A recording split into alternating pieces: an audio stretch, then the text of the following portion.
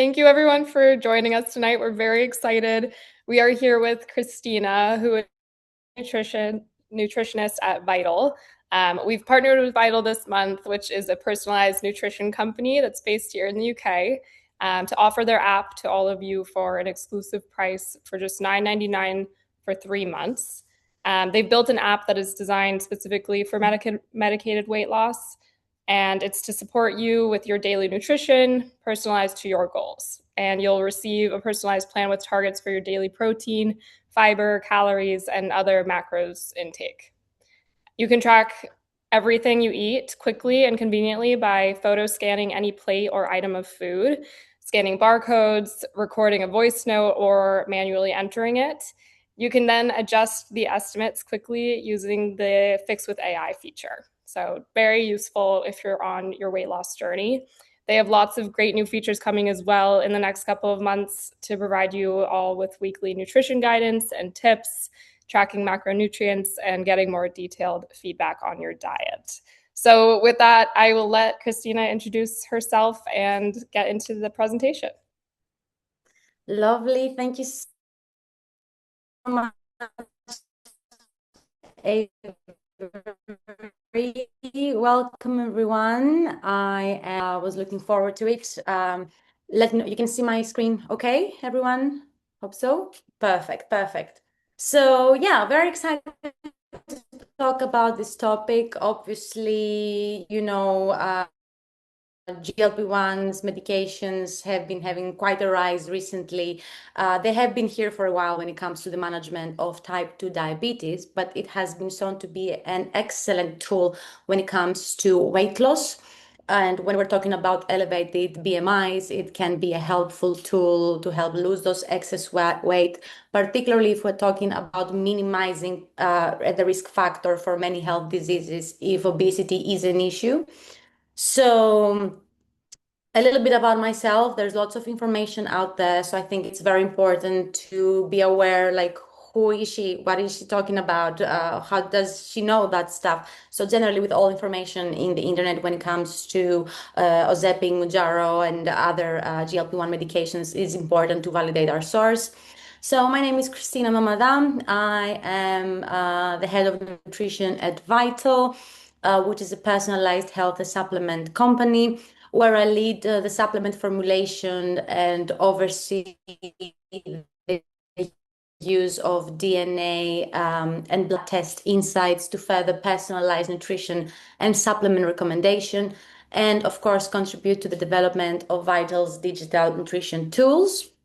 I have a bachelor's in biology, in molecular biology, genetics, and biotechnology, and a master's in nutrition taken here from London. And I'm basically a specialist in supplement formulation development and personalized nutrition and nutrigenomics. So my LinkedIn for reference is here. Just a quick note before we get really started. I have the chat open for questions to come ahead. Obviously, because there may be lots of people joining the webinar, maybe we're not able to get back to all the questions. But if many are remaining, and please let's keep it not really personal or not really targeted to your journey and your subscription, medication, etc. More generic questions about nutrition and lifestyle, so we can tackle as many as possible during the webinar. Otherwise, we're going to get back to you via email. So, what we'll cover today? So, basically, first, we're going to have a short introduction. Obviously, you're aware about what GLP-1 medications are and what they do, but then we're going to briefly talk a little bit about them to ensure that, we are on the same level when understanding exactly its function and how and why our nutrition and lifestyle needs to adapt. Then we're going to discuss a little bit about what to expect in the first weeks or when your dose is being adjusted, some common experiences during dose increases and how to navigate them successfully.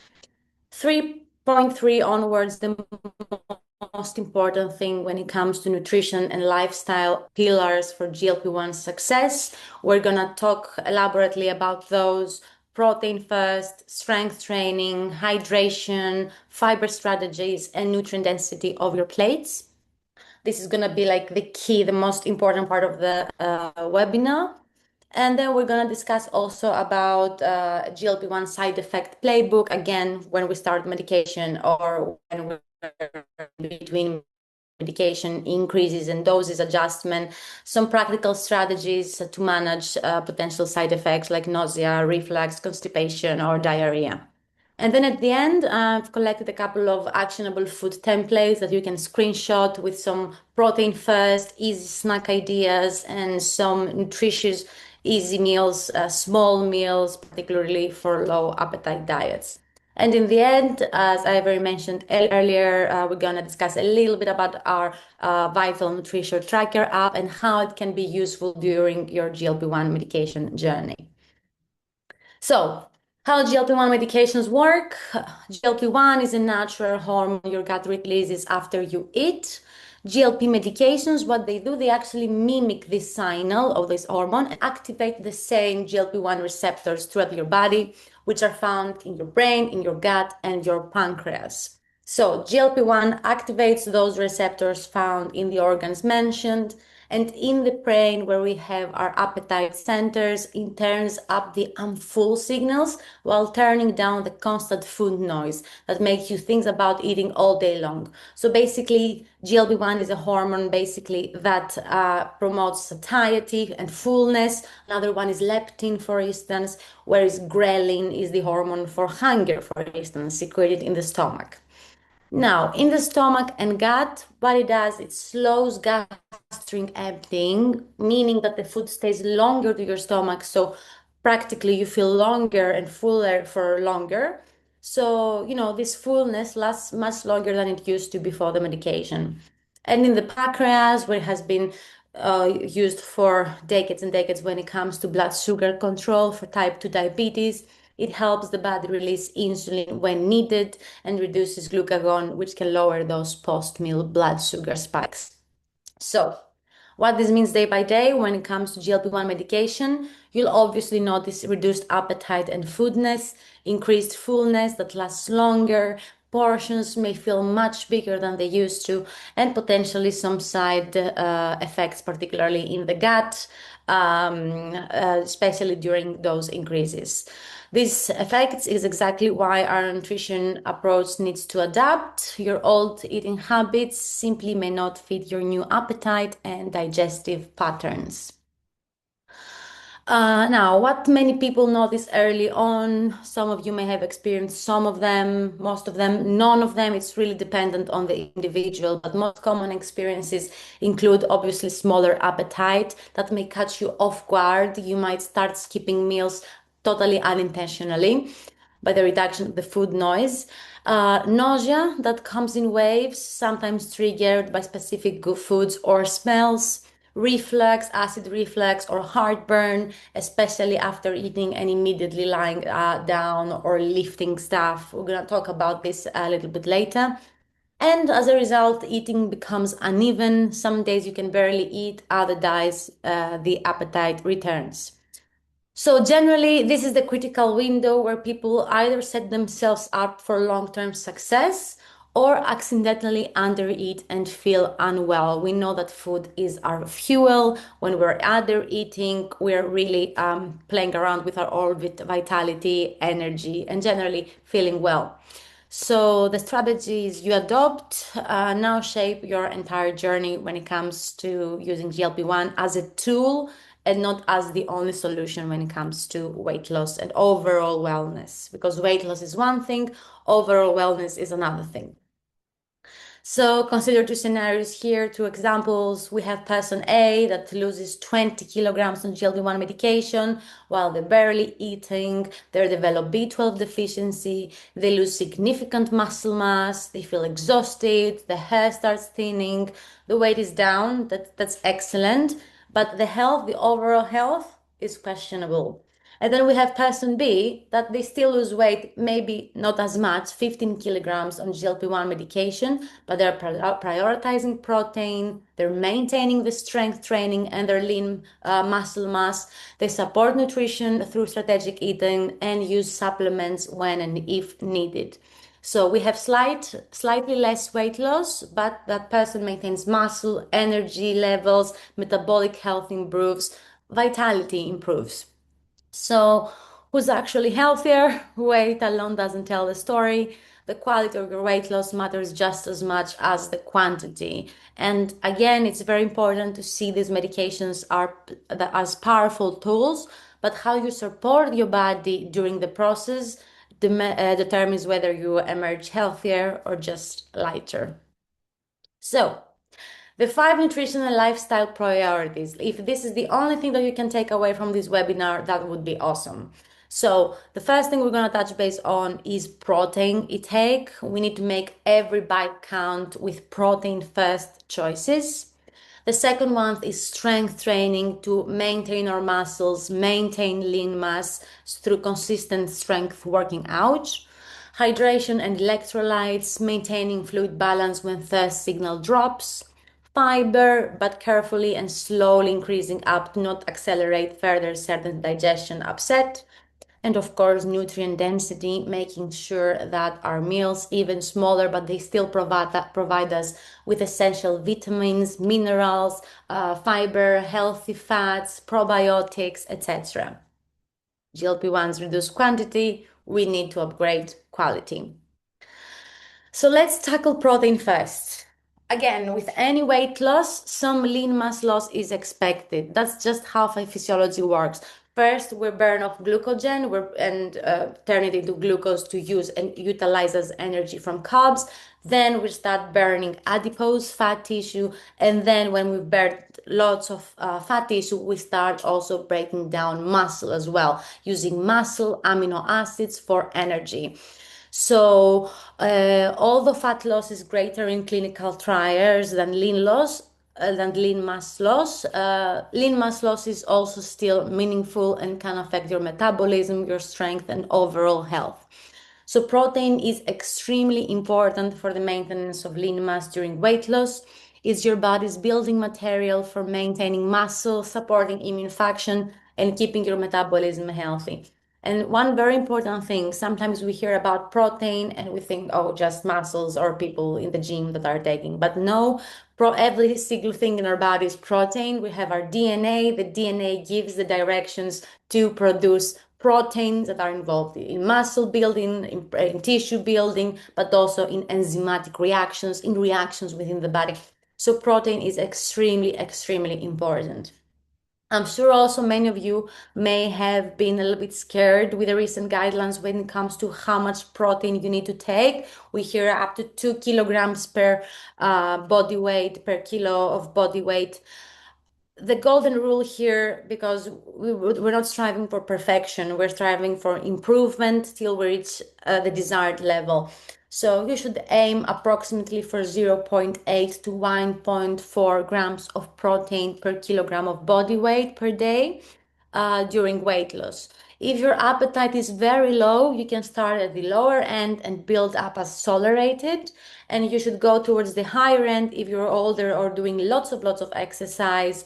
And of course, the dosage needs to be individualized if you have any kidney conditions or any other underlying health condition or medication that should affect your intake of protein. How do we translate that in plain English? Start small, aim for 10 to 20 grams of protein at each meal or snack. Build up towards 15 to 25 grams as appetite settles.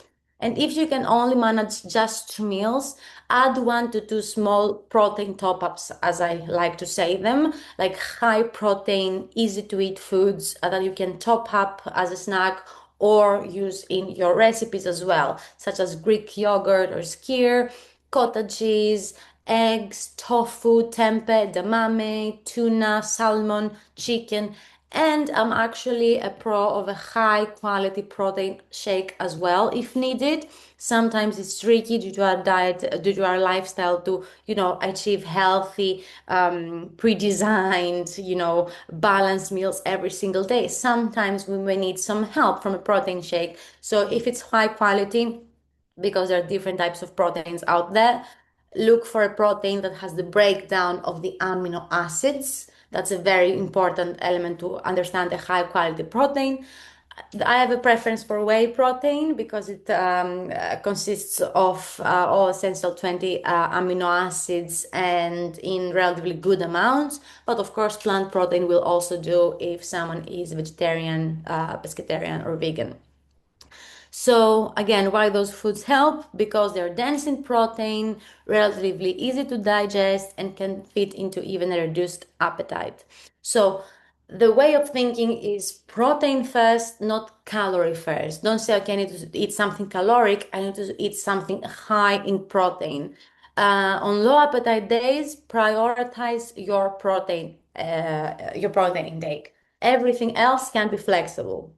But before we continue to the next nutrition and lifestyle pillars, a little note about balance because you've heard me here talking about protein so much. Obviously, this doesn't mean that the rest of the diet doesn't matter or that you should live off protein bars and protein snacks and shakes, right? Obviously, we're saying protein first, but our aim is to have a balanced, healthy diet overall. That's where all the nutrients, the essential nutrients, are going to come from, not from crisps, biscuits, etc. So one can say I'm eating lots of protein, but the rest of the day I'm eating crisps, for instance. No, this doesn't work. We're prioritizing protein, but we ensure we have high fiber carbs in tolerable portions like oats, whole grain bread, brown rice, quinoa, lentils, healthy fats, extremely important for our heart and our brain, from olive oil, nuts, seeds, and oily fish. Generally, a Mediterranean style approach works well. There's lots of evidence for the benefits and the cardioprotective benefits of the Mediterranean diet, which is nutrient dense and a sustainable diet generally. It's not something that you need to really prepare a fantastic shopping list, etc. It's an easy approach generally. Treat foods obviously can be there, like snacks, tricks, like cake, obviously, but there your basics should be the above. And of course, enjoy flexibility without guilt when it comes to treats. So, protein first doesn't mean only protein matters. It means that we use protein as our anchor, but aim for balanced meals and don't let the rest of the day become mostly crisps, sweets, or takeaways. Moving forward to the second lifestyle, I would say, pillar, not that much linked to nutrition, but muscle protection. Similar to what we said about protein, with weight loss, with fat loss, some lean muscle mass loss is also inevitable. So strength training helps keep the weight you lose focused on fat rather than your lean tissue. Again, you don't need perfection here, but you need consistency and progressive challenging. Remember, the progress is not linear. It has ups and downs, but at the end of the day, where you are now will be much, much higher from where you began. But there are ups and downs. So when it comes to frequency, 2 to 3 sessions per week, it's a great start and separate, of course, from other exercises like cardio or daily walks. The duration can be around 20 to 40 minutes per session. You don't need to go to the gym and spend 2 hours there. Not at all. In even 20 minutes, you can do an appropriate, perfect strength training session. And you can, when it comes to exercise selection, build around full body basics like weightlifting, squats, sit to stands, hip hinges like deadlifts, push-ups, rows. Like there's so much variety out there. We have YouTube. There are some amazing trainers up there that have like weekly plans for strength training. Even resistant bands and body weight exercise absolutely count, but it's important basically to maintain our muscle mass. That's why I'm highlighting protein and strength training as super, super important when it comes to having a suppressed appetite, where by decreasing the amount of food we take, we inevitably decrease the amount of those nutrients we are also consuming. Hydration and electrolytes. Hydration is very, very important because sometimes with a lower appetite, it often means can translate to lower thirst as well. And particularly when you are experiencing side effects like nausea and slower digestion, those can also reduce the desire to drink fluids. And if we're experiencing symptoms like vomiting or diarrhea, you're losing even more fluids, so electrolytes and hydration become even more crucial. So, How do we start? We start with small, frequent sips throughout the day rather than trying to drink large amounts at once. This can accelerate certain symptoms like reflux and some more gastrointestinal upset. Use cold drinks, herbal teas, or broths if plain water feels hard to get down. There are people that are struggling with water. So some different tricks can work as well.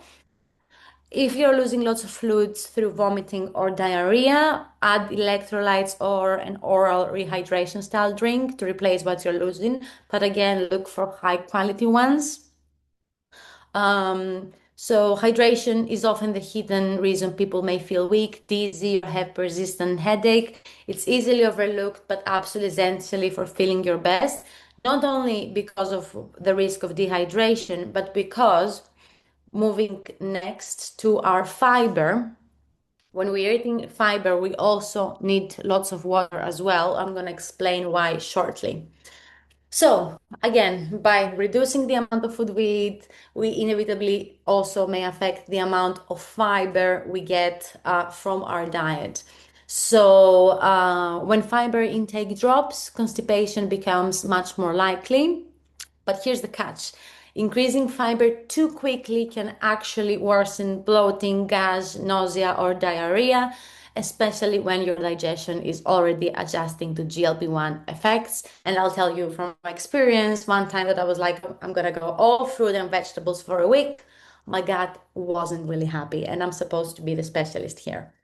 So we start slow and go slow. We increase fiber gradually over 1 to 2 weeks to allow our gut time to adjust to fiber. So fiber, and we need also lots of water because fiber combines with water to form a gel-like substance that sits better in our stomach and in our intestine. And also sometimes fiber can feel very bulky in the stomach, so it can make certain side effects even worse, like bloating, misdigestion, etc. We begin with gentle options like oats, kiwi, berries, cooked vegetables, chia seeds. These are low bloat risk choices, let's say. And then after a couple of weeks, we start adding bigger sources, beans, lentils in small portions once your tolerance improves. And important again, pairing with fluids. As with all carbs, we need to pair them with fluids. Now, there's also the consideration someone may be interested, in a fiber supplement. Obviously, there are choices out there like psyllium husk or inulin. But again, you need to start with a very small dose because digestion upset is very, very common. You need to increase slowly over time and always take with plenty of water for the reasons I explained earlier. These concentrated sources of fiber are powerful but need to be introduced carefully. So fiber is powerful for digestion health, but it's fundamentally a dosage issue. Build tolerance gradually and you reap the benefits without the discomfort. Now, five, and very, very important as well, like all those pillars are of extreme importance. Nutrient density and micronutrient cover. Again, when we're eating significantly less food, each bite matters more than it has ever before. So we need to aim for small but complete plates. We want to have our protein first. We want our colorful plant foods. We want our fiber, and also we want our healthy fats as well. This combination ensures you're covering your bases even with reduced volume. Certain nutrients to keep an eye on when intake drops, and just to think that these are nutrients that even somebody who doesn't take a medication that suppresses their appetite are common nutrients that people are deficient in. So imagine when you're actually taking an appetite suppressant as well, the risk is greater. So keeping a close eye to iron and vitamin B12, essential for energy production and preventing anemia. GI side effects can reduce absorption, especially of vitamin B12. Folate is critical for cell division and DNA synthesis, often found in green vegetables that might be eaten less during uh, zinc, which supports our immune function and wound healing, found in protein-rich foods. And magnesium, super nutrient, in my opinion, involved in more than 300 enzymatic reactions in the body, supports muscle and nerve function. So GI side effects like nausea are common with those medication, and they can affect how well you absorb those nutrients as well. It's not only that you may eat less of them, it's also how you absorb them due to the medication. With vitamin B12 being the more at risk because it's secreted in the stomach, and it's a very crucial nutrient to keep a close eye to. And you can also consider a multivitamin, or not even a multivitamin, maybe separate vitamins and minerals so you ensure you get adequate doses of what you need. And of course, if any symptoms of fatigue we have, or any symptom that can show us that we may have a deficiency, it's important to book a blood test with your clinician to check those high risk nutrients of deficiency like iron, B12, folate, vitamin D, maybe magnesium, etc. Bone protection is also very, very important during weight loss because by losing weight, we're also losing some amount of lean mass, and strong lean mass muscles are key when it comes to bone density. So we can affect basically indirectly through all those steps our bone density. Calcium is extremely important. I wouldn't recommend it. I wouldn't necessarily say that someone needs to supplement with calcium because we need to be mindful with this mineral in general. But generally, be mindful of your calcium intake from your foods.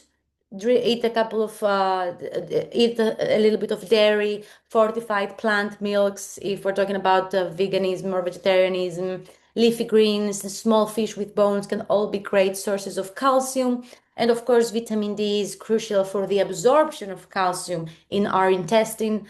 However, not much we can do from nutrition because the main source remains the sun. But still, maybe vitamin D supplement can help. I wouldn't take a calcium supplement unless checked with my GP because it's involved also, it's in electrolyte, and it's involved also in our heart system. So just be a little bit more calcium. But if we're talking about menopause or married menopausal women, then maybe calcium supplementation can play a role here because GLP-1 medication threatens bone density, and also during menopause, our bone density is threatened. So it's important to consider supplementation if you belong to these groups. Don't forget healthy fats, extremely important. Healthy fats help you absorb fat-soluble vitamins like A, D, E, and K. And these vitamins require fat for absorption, so completely avoiding fat can backfire nutritionally. And omega-3 fatty acids are extremely important for overall health, especially important if your intake of oily fish is low.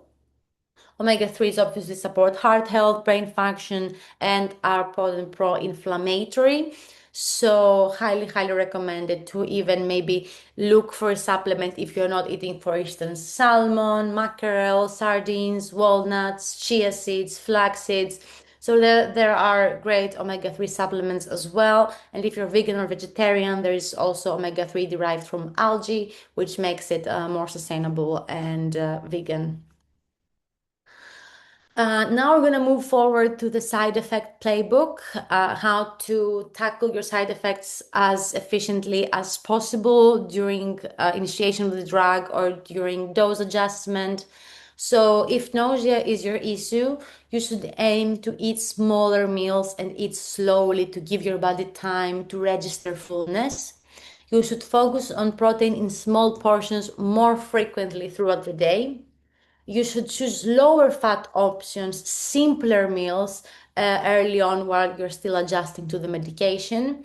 And there are also some remedies you can try, like ginger tea or ginger containing foods, which has natural anti-nausea properties that can help some people. It can be helpful.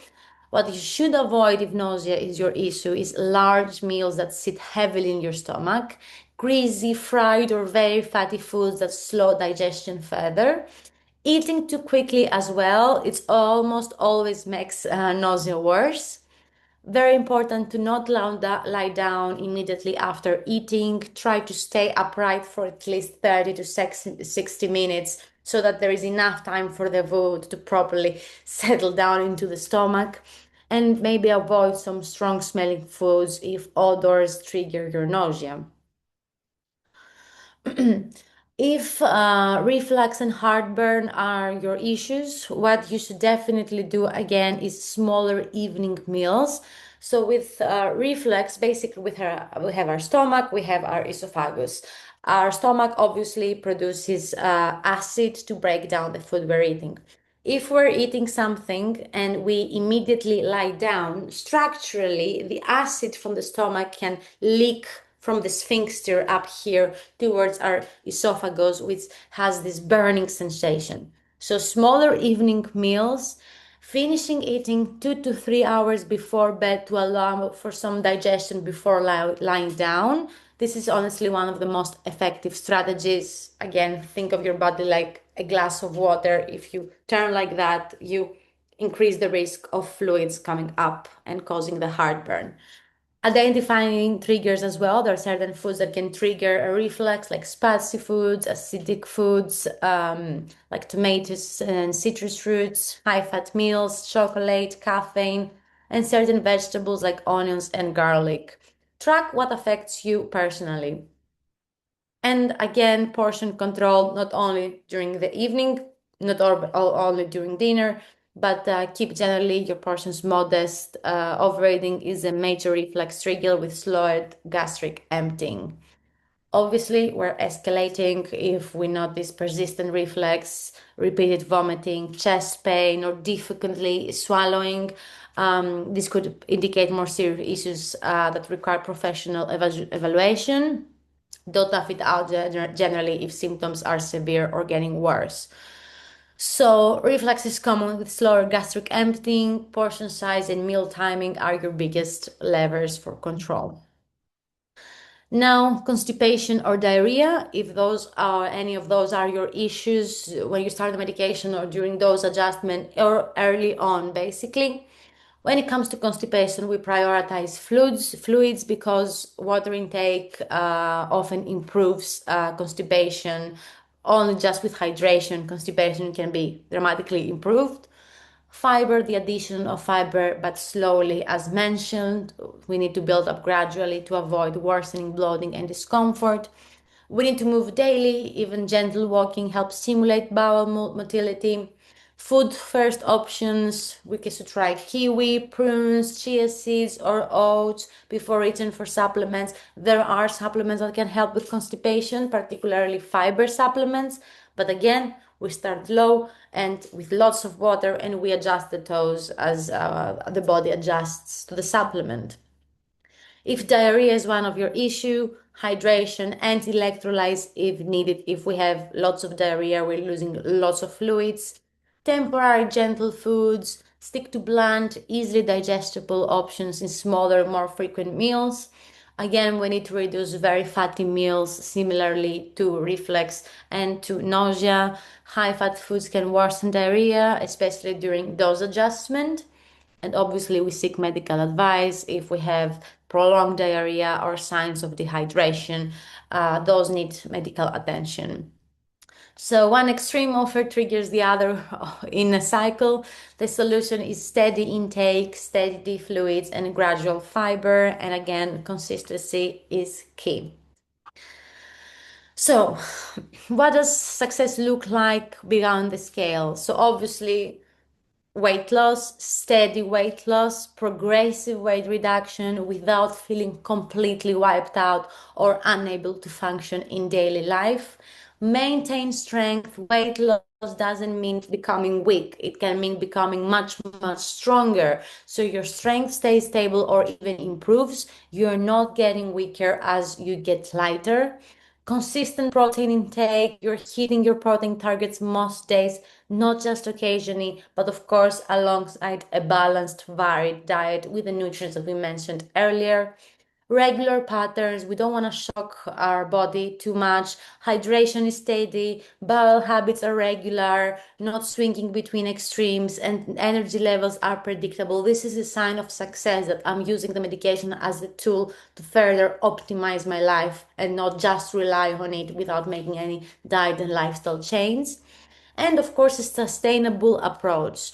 A success is when you've developed a pattern you can genuinely imagine yourself doing, not even for months, but for years, not trying to survive week to week. So, to conclude, GLP-1s are a powerful tool, but nutrition and strength training are what makes the results sustainable. The medication creates the opportunity. Your daily choices determine whether that opportunity translates into lasting health improvement or just temporary weight loss, because we know of the risks when stopping the medication about weight starting coming again, starting gaining weight.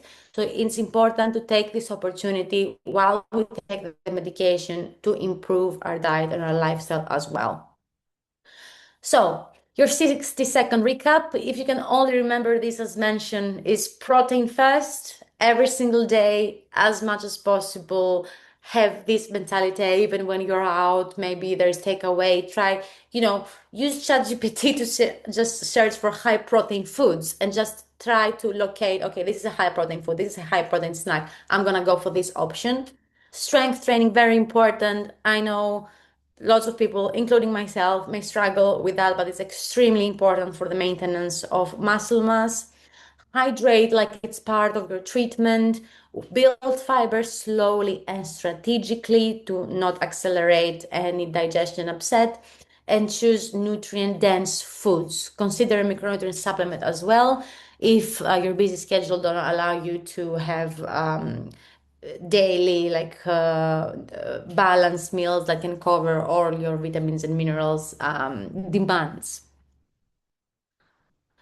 Now, in the next slides, I have some simple GLP-1 friendly protein meals and snack ideas. You can freely screenshot them and use them when you need some quick inspiration. You can use those templates on low appetite days, during dose increases, when side effects are at spike, or whenever you need quick options that still support your results. The recipes, they're practical, just like as an inspiration that can help you like prioritize protein and nutrients without requiring a lot of preparation or a huge appetite even. Um,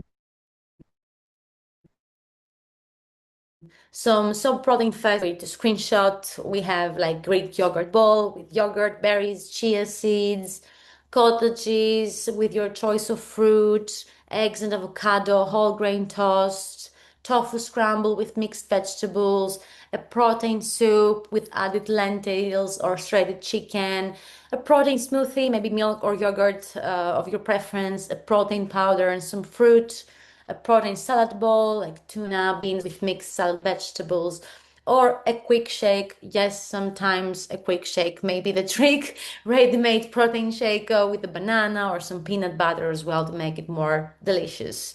Again, your goal is not perfect meals. Your goal is protein and hydration consistently. And these simple templates make that achievable even on your toughest days. And now some high nutrient foods and GLP-1 friendly snacks. Like if we are looking with micronutrient first, like calcium and protein, great sources of calcium and protein include Greek yogurt, skyr, cottage cheese, milk, fortified dairy alternatives. Vitamin D, again, the sun is the most important source, so supplements may be just essential according to blood tests if there is insufficiency or deficiency. But some relatively good food sources of vitamin D are eggs, salmon, sardines, fortified milk, or alternatives. Iron and folate, important nutrients to keep a close eye on. Lentils, beans, chickpeas, spinach, pumpkin seeds. When we pair them with vitamin C, foods like berries or citrus to enhance iron absorption, and red meat for iron. Vitamin B12, particularly important as well in meat and meat-derived products and foods, organ meats, dairy, eggs, fish, and of course, fortified foods.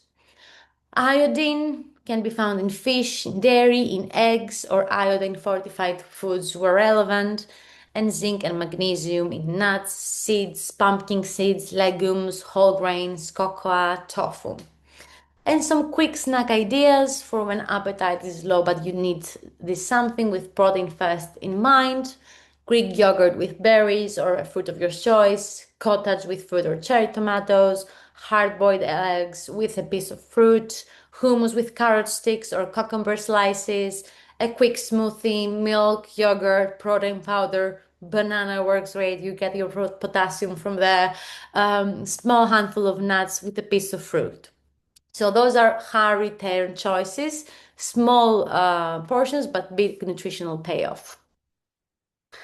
And now I'm going to close this presentation to speak briefly about our Vital Tracker app, one of our latest launches and one that we are extremely proud of, and how it may also be helpful for your GLP-1 journey. So the Diet Tracker app is a fast, simple nutrition tracking app that uses AI to help you log meals in seconds by scanning, taking a picture of your plate, barcode scan, voice or type entry.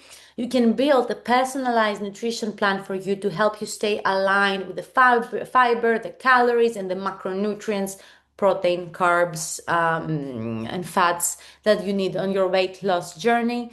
And the difference here is that this app is designed and validated by nutritionists to give you a clear view of your daily intake and progress over time. So it's not just AI, it had been validated by nutritionists, including myself, working very, very closely with our tech team to develop this useful tool.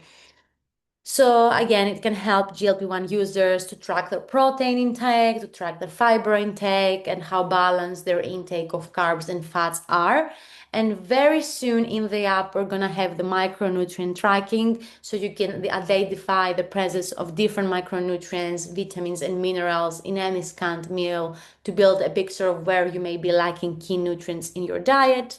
There's going to be a weekly review of your nutrition habits with small and achievable tips and goals to improve in the week ahead. And there are going to be also daily quick fire questions on your side effects, your mood, your sleep, your energy, and digestion to help us better understand how you're feeling and how we can actually guide you better. And the most important for me, real-time feedback and ratings of food entries tailored to your goals to help you understand then today whether your meals are giving your body what you need.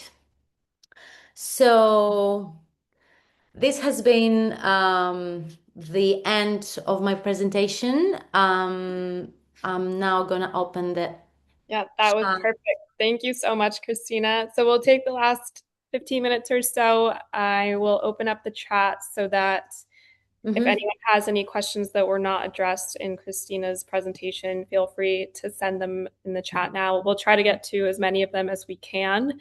mhm. If there are any that are super specific to your health or your weight loss journey, make sure to reach out to your GP or our clinicians through the app. But we will try to get to as many as we can that are relevant to the wider group right now. Perfect. Thanks so much, Ivory. So, what are your thoughts on taking creatine? So, creatine has been misunderstood for years due to its name, but actually, it's a peptide basically that contains three key amino acids, building blocks of protein. It's a form of protein, it just doesn't contain many amino acids, which are the building blocks of protein. So, creatine is very useful for muscle performance when it comes to strength training. And also, there is some research on its cognitive benefits. So, absolutely, I think it's something that you can try, but don't go above 5 grams per day, 3 to 5 grams per day with lots of water. And obviously, if you don't have any other underlying health condition. Um, Pilates count. Pilates, depending, like, how does Pilates count as weight training? So, weight training is all about, and strength training is all about like the next day and feeling your body a little bit sore. And then the following day, it's even more sore. It means that the muscle has been torn apart, let's say, and now your body is trying with the protein to build it back stronger. So if your Pilates session is hardcore, you feel sore the next day, make sure to nourish yourself properly. And it absolutely counts. Anything that makes your muscle sore means that your muscle has been torn apart and now it's rebuilding stronger. Is marmite good for B12? That's a question that I need to look into because I'm more of a Mediterranean myself, and we're not really fan of marmite, but I'm gonna have a look and get back to you on that. The app is gonna be for 3 months for SheMed members, 9.99. For further information, you can reach out to SheMed team as well. Okay, you mentioned checking protein powders for the amino acids, but what are we looking for? That's an excellent question. So there are 20 essential amino acids and many protein powders. They just say 25 grams of protein, but they don't show the amino acids, which may mean that they actually use 99% of the protein is just one amino acid, like tyrosine, like an example, and then a very small amount is other amino acids. So we need the breakdown to see, because some amino acids are more expensive than others. That's the truth. So that's what you need to look into, like the breakdown of the amino acids. Where can we get the information of how much protein to have by weight? That's a tricky one. There are guidelines, obviously, there are European guidelines to search online, like EFSA has some recommendation when it comes to protein intake. NHS has recommendations when it comes to protein intake, but it varies per individual, per strength training, per demands, per condition. So, yeah, I would follow what the NHS is saying. Where can we get information? Uncertain rate of weightless. Is the app not actually fully ready yet, or is it ready? It's absolutely ready yet, the app. However, some functionalities are coming soon. The ones that I mentioned regarding micronutrient tracking, food reports, those ones. But tracking your macronutrient intake, your protein, your fats, your carbs, your calories of the day, and your fiber, they're all working sufficiently. Actually, very good. What are the best vegetables so we avoid potatoes? All vegetables are great. What happens is that different vegetables give us different nutrients and different amino acids. So it's all about variety when it comes to vegetables, not just eating every day like tomato or cherry tomatoes or lettuce. It's all about variety when it comes to vegetables. So there's no such thing as a great vegetable. They work all together to build the profile of nutrients for a person. So variety is key when it comes to vegetables and starchy roots like potatoes. Where can we access this recording later? I think this is for you, Avery, if you wanna. Yeah, well, we will have the recording available in the app in the Discover tab in the nutrition in the community and webinar section. Awesome. When using Greek yogurt, should we be using full fat, low fat, or fat free? So the more, how can I say, pasteurized and the more processing the yogurt is going through to extract the fats from full fat to low fat to fat free, the more nutrients we are losing as well, because there are many nutrients like A, D, E, and K vitamins that are fat absorbable and fat soluble, so they are actually in full fat. So I have a preference for full fat dairy because you're getting A, D, E, and K. Where else are you gonna take those from? Butter as well. Some butter, a little bit of butter is also like a superfood similar to eggs, but a little bit of butter because again has concentrated amounts of A, D, E, and K. Like there's a preference of butter compared to margarine, but I'm out of topic. I'm gonna stay on topic. So yeah, I would go with the full fat option to get the most nutrients. Unless, of course, we're talking about elevated cholesterol or any other health condition that I may not be aware of. I've been 3 weeks in, but did not suppress my appetite and my weight almost same. Should I increase the dosage? For that, I would definitely say to follow up with SheMed. I'm not a doctor. I cannot give advice on dose adjustment, just what to be mindful of when it comes to nutrition. Same with the next question regarding appetite reduction. Maybe there may be needs some dose adjustment. This definitely something to speak with SheMed members that are tracking and following your journey. Um, How do you get the app? You can click the link that I have in the presentation that Ivory can share with you, I assume, later. Or you can just Google Vitl Diet Tracker app online and you can easily access that. Um, I'm afraid that if there are questions around Mujero or Wegovy, which is better, but again, I cannot reply such questions. Um, some other source missing. Yeah, so not much of a sweet tooth. Someone saying I don't eat much fruit. Can you suggest some other sources of vitamin C? Red bell peppers are an excellent source of vitamin C. Mango, you can handle it as well. And supplementation can always sometimes help you top up your intake of vitamin C. What about using collagen? It is suggested to use with GLP-1. However, there are different types of collagen and not sure which are good. Very good question. Similarly to creatine, collagen is another peptide, is another protein. So creatine is one protein, collagen is another type of protein. So they are also providing amino acids, building blocks. But collagen provides more amino acids when it comes to skin health, amino acids that are concentrated in our skin and in our connective tissues, in our joints, etc. There is marine collagen, there is bovine collagen, there are recently some vegan collagen powders as well. I would say marine and bovine are good, are excellent, but do not overdo it and maybe consider a more comprehensive protein powder that will still contain the amino acids that collagen also has. But yes, definitely, yeah, 5G, at least 5G of collagen proportion could be a good start. Should we aim to be, how much water fluid should we aim to be drinking each day? I mean, we all know that 2 liters per day lure, but this is again individualized. Like if you're not sweating a lot, it might be a little bit smaller amount. It might be a higher amount if needed. But the principle, the general rule we're saying for decades now, it's like around 8 glasses of water, 6 to 8 glasses of water, or 2 liters. Again, questions when are specific to the medication, would prefer not to reply. Uh, can we use frozen fruit instead of fresh? Absolutely. If it makes your life convenient, absolutely. You can use frozen fruit. The processing is minimal, so it's absolutely fine.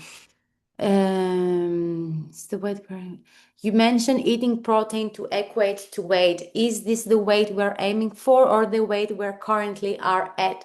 Is this the weight? It's the weight we're currently at the moment, not what we are achieving. As we progressively lose weight, we adjust the protein targets. Is the app only available where we are with SheMed? Absolutely not, but you have a great offer if you are with SheMed, 3 months for $9.99. But then obviously, yes, the app is available, so you can recommend it to anybody interested in the app. Yeah, I misread the protein amount to consume each day. It was 0.8 to 1.4, but be even higher if you can tolerate it and you can fit it in your diet. Um, Thank you for your nice messages. Being menopausal, besides calcium, what else should I keep an eye on? Excellent question. So vitamin D is the most important because it enhances calcium absorption in the intestine. So vitamin D is very, very important. If magnesium, folate can also help with some symptoms when it comes to menopause. And also, if you are not on hormonal replacement therapy, if you are not on HRT, you can also consider soy isoflavones. Those basically are phytoestrogens. They're mimicking human estrogens. So there have been strong research regarding them when it comes to their bone protective role. Only if you're not on HRT because it can interact with hormones, with the hormone medication. Full fat Greek yogurt or fat free. Again, I have a preference for food fats to get everything you need, unless you have cholesterol, increased cholesterol, type 2 diabetes, or anything that makes you not suitable, and your doctor or GP has said to opt for a fat free diet.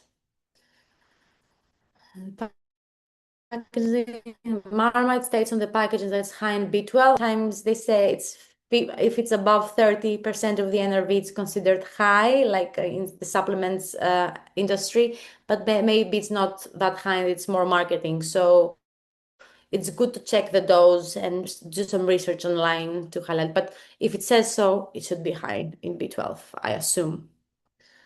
Uh, okay. Sorry, I have a question that was asked above to have a look. Um,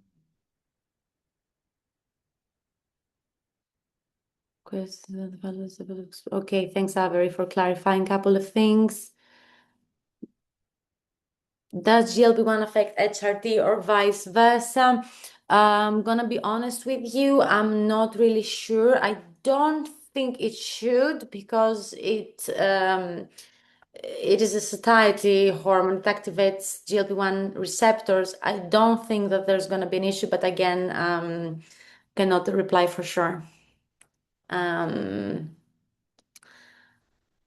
I think there is one question that I may have missed.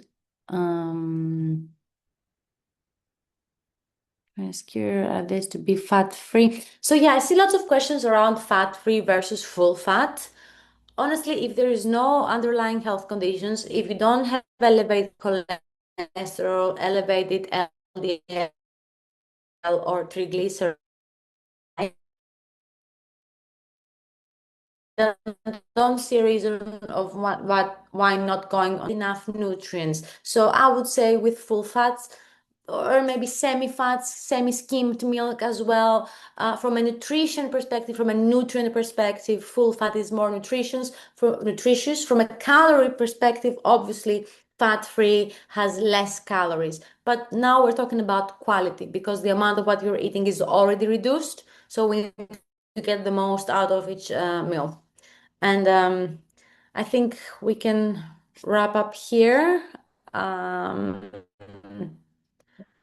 Yeah, that was perfect. Thank and you yeah, so thank much, you. Christina. I learned a lot. I'm sure everyone else did. And just to reiterate, if you have any specific questions about your health journey, what medication you're on, GLP-1s in general, please consult your GP or reach out to our SheMed team members. They will be the best people to ask about that. But thank you, everyone, for sharing your questions. I hope this was very informative, and it was so great to have you all here tonight. And thank you, Christina. That was an amazing presentation. Absolutely. Thank you so, so, so much. And hope you have a lovely rest of the week and enjoy the journey, experiment with your food, find what suits best for you. And thank you so much again for joining. And yeah, thank you so Thank you. much. Good night. Good night. Bye bye. Thank you.